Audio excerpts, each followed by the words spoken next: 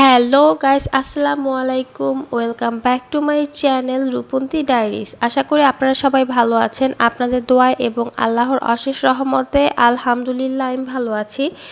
তো এখানে দেখতে পাচ্ছেন ভালো করে রুই মাছ ধুয়ে নিয়েছি। রুই মাছ এখন হলুদ আর লবণ দিয়ে মাখাচ্ছি। তো আজকে হলো আমি একটি খুব সুন্দর রেসিপি আপনাদেরকে শেয়ার করব। তা হলো রুই মাছ দিয়ে ফুলকপি, মটরশুঁটি, টমেটো, সিমের একটি ঝোলঝোল তরকারি, যাতে কোনো আলু থাকবে না, আলু ছাড়া আজকে রান্না করব। তো এই তরকারিটা আমার বেশ পছন্দ।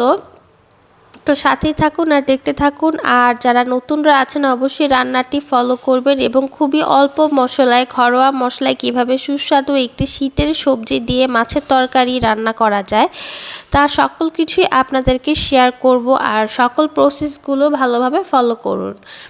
তো এখানে দেখতে পাচ্ছেন আমি সুন্দর করে মাছগুলোকে দিয়ে দিয়েছি ভাজার জন্য। তো মাছগুলোকে ভেজে নিব।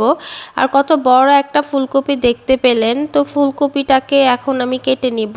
আর এখানে দেখতে পাচ্ছেন ধনিয়া পাতা। তো রান্নায় তো অবশ্যই ধনিয়া পাতা ইউজ করব। আর টাটকা সিম কিনে নিয়ে আসছিলাম, এই সিম। এখন পেঁয়াজ কুচি কড়াই তেল গরম করে দিয়ে দিছি। তো এখন বেশ কিছু পেঁয়াজ কুচি, কাঁচামরিচ আমি দিয়ে দিব। আর যে কোনো তরকারি রান্নার সময় আপনারা অবশ্যই কাঁচামরিচগুলোকে চিকন চিকন করে কেটে নেবেন। আর বেশি কাঁচামরিচটা ট্রাই করবেন, বিশেষ করে সবজি তরকারিগুলো বা শাক তরকারিগুলো এগুলোতে, কারণ কাঁচামরিচটা বেশি দিলে আর সুন্দর করে পেঁয়াজ কাঁচামরিচটা রান্নার সময় ভালো করে ভেজে নিলে রান্নার টেস্টটা খুবই ভালো আসে। আর রান্নার মেইন টেস্টই হচ্ছে ঝোলের মধ্যে স্বাদ থাকা দরকার। ঝোলেই যদি স্বাদ না থাকে সে তরকারিটা খেতে কিন্তু ভালো লাগে না। তো আমি এখানে দেখতে পাচ্ছেন পেঁয়াজ আর কাঁচামরিচকে ভালো করে আপনার ভেজে নিচ্ছি। তো এখানে দেখতে পাচ্ছেন ভালো করে ভেজে নিয়েছি, কি সুন্দর করে তেল দিয়ে দিয়েছি। এখন পানি দিয়ে একটু ভালো করে ফুটিয়ে নেব। তো রান্নার সকল প্রসেসই ভালো করে দেখতে থাকুন আর উপভোগ করুন। তো এখন দিয়ে দিচ্ছি হলুদ গুঁড়া পর্যাপ্ত পরিমাণ। তো পানি দিয়ে একটু বেশিক্ষণ ফুটিয়ে নেবেন পেঁয়াজ আর কাঁচামরিচটা। তারপরে হলুদ গুঁড়া, মরিচ গুঁড়া, লবণ, এই হচ্ছে আমার ইনগ্রিডিয়েন্টস। আমি আর কোনো কিছু মশলা ইউজ করব না। এই মশলা দিয়েই খুব সুন্দর একটি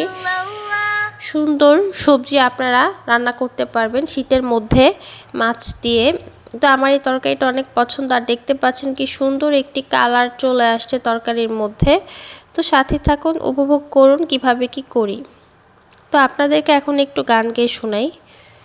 তু जो मिला तो जिंदगी है बदली, मैं पूरा नया हो गया, है बेअसर दुनिया की बातें बड़ी, अब तेरी सुलू मैं सदा, मिलने को तुझे से बहाने करूँ, क्यों मुस्कुराए बजा में बनूँ, रोज़े बिताना साथे ना मेरे, सारा दिन मेरा इस दर्द दिल की सी बारिश, अब कर दे कोई यहाँ कि मिल जाए से वो बारिश, जो भिगा दे पूरी तरह। मैं तो तुझे मिलके हार चुका हूँ, मेरे दिल पे नाम लिखा हूँ, मेरा मुझ में कुछ भी नहीं, सब तेरा। তো এখানে দেখতে পাচ্ছেন আমি ফুলকপি আর সিম দিয়ে দিছি। তো সেটাকে দিয়ে ভালো করে ঝোলটাকে মাখিয়ে নিলাম। তো গান গেতে গেতে আপনাদেরকে রান্নাটা শেয়ার করতেছি। তো কেমন হয়েছে। আর ফুলকপিটাকে একটু বড় বড় করে দিয়ে দেওয়ার চেষ্টা করবেন, কারণ ফুলকপিটা যদি বড় বড় করে কেটে নেওয়া হয় তাহলে রান্নার সময় গলে যাবে না। আর ফুলকপি তরকারিতে অবশ্যই খুব কম পানি ইউজ করবেন। তো এখানে মটরশুঁটি ভালো করে ধুয়ে নিয়েছি, তো এখন মটরটাকেও দিয়ে দিব। মানে এই তরকারিটা এত সুস্বাদু আর এত মজার হয় যা বলার বাইরে। আমি যে সবজিগুলো ইউজ করেছি এই সবজিগুলো ইউজ করবেন আর সেম প্রসেসে রান্না করবেন, দেখবেন রান্নাটা কত সুস্বাদু হয়। তো এখানে মটরশুঁটি, সিম আর হলো ফুলকপি দিয়ে দিছি। তো এখন ভালো করে যে মশলাটা আমি কষিয়ে নিয়েছিলাম সেই মশলার সাথে সবজিগুলোকে কিছুক্ষণের মতো কষিয়ে নিব। তো কালারটা অলমোস্ট খুবই সুন্দর আসছে। তো এভাবে কষাবো, কোনো পানি ইউজ করব না, বেশ কিছুক্ষণ কষিয়ে নিব। তারপরে কি করে তো সকল কিছু আপনাদেরকে শেয়ার করব। তো বেশ কিছুক্ষণ কষিয়ে নেওয়ার পর এখানে টমেটো দিয়ে দিয়েছি। তো টমেটো দিয়েও কষিয়ে নিব। দেখতে পাচ্ছেন নিচে দিয়ে ভালো একটা পরিমাণ পানি বের হয়ে আসছে সবজির থেকে। তো আরও কিছুক্ষণ কষিয়ে নিব। এই যে দেখতে পাচ্ছেন, তো এখন ভালো করে জাল দিয়ে নিচ্ছি। তো পরবর্তীতে আমি ঝোলের জন্য পানি দিয়ে দিই। এই যে এই পরিমাণ পানি দিয়েছি, বেশি পানি দিব না, কারণ বেশি পানি দিলে ফুলকপিটা গলে যাবে।